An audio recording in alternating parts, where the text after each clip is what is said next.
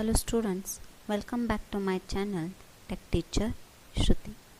In last class we have seen about description about the J button and some programming examples to illustrate the J button. Today we are going to see about J toggle button.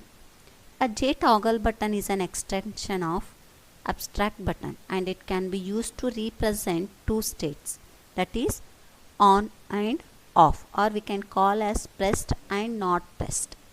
Okay, and this toggle button represent the buttons that can be toggled on and off. Okay, that state of this toggle button toggles between on and off. When J toggle button passed for the first time, it remains pressed. Okay, when we press a J toggle button for the first time, it remains pressed and it can be released only when it is pressed for the second time. A J toggle button generates an action event each time it is pressed.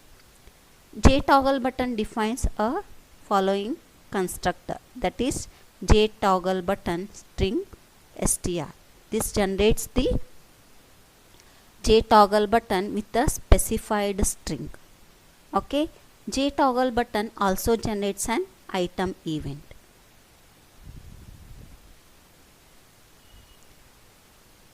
By default, the button is in the off position. The J toggle button state initially it is in a off position. J toggle button also generates a action event each time it is pressed. When it is generates a action event, see here. This is a button. When I will click on this button, initially it was a stop. Okay, when I will click on this, the state becomes on. In this case, the action event is generated. Okay. See here. In this example, there are three items here. Okay, when I will click on red button, it will show, means whichever for that button, whichever color is set, no, that color it will display here. Here the red color button is clicked. Okay, for that yellow color is set, so it is displaying yellow color. If it is click on green color, it might show green color. If you click on blue, it will show blue. Okay, in this case it will generate a item event. To handle this item event, you must implement item listener interface. Already you have seen this in a unit 1. Each time an item event is generated, it is passed to the item state changed method defined by the item listener. And inside this item state changed method, the get item method can be called on a item event object to obtain a reference to the J toggle button instance that generates the item event. Okay. Now we will see on programming example of this within Eclipse. Okay. See here. First we need to import a java.awt.star package. Why? Because we are setting a layout manager to flow layout manager. These layout managers are defined in this package. And when I will click on J toggle button, it will generate a item event or a action event. Here the item event is generated, so we are handling a item event. Next, as we are using a J applet and J label and J toggle button, these are defined in the javax.swing.star package, so we need to import this package. And we are writing a applet program here, so we are writing this line of code. Next I am writing a demo J toggle class which is extending J applet. First I am initializing a J label and J toggle button. I am writing a init method. In that init method I am calling a make GUI method. Next I am writing a make GUI method.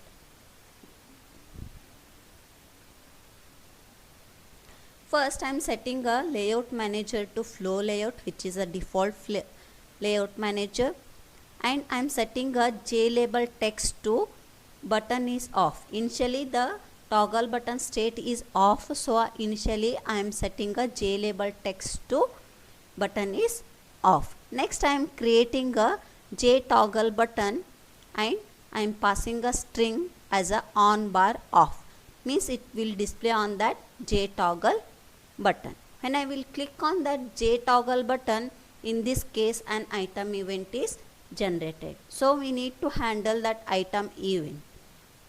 For that purpose I am registering a J toggle button with the item listener by using a add item listener method.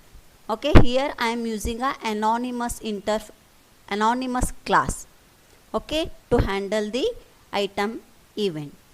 Okay, when item event is generated, we need to implement item listener here. Okay, in that item listener interface, item state changed method is defined. We need to override that. Okay, in that method I am checking if that JB means here J toggle button, whether it is selected or not. Okay, if it is selected, I am setting a J label text to the button is on, else I am setting a J label text to the button is off. Okay, it will return is selected. If it is a selected, it will return a true.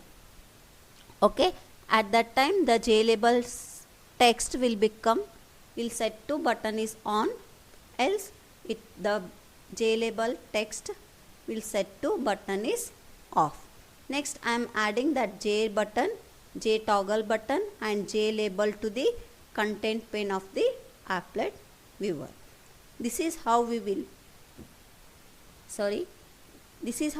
create a J toggle button and we will handle the item event. Now we will execute and see that.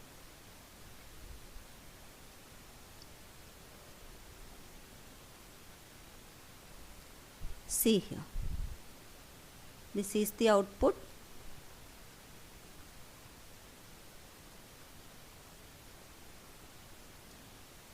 Initially it is displaying button is off. When I will click on that button, the button is on. See the color also changes. Okay, the button is on now. If I click on once again on that, it will show button is off. Now it becomes very light. When I will click, it becomes dark. It means button is on. This is the illustration of J toggle button. Thank you.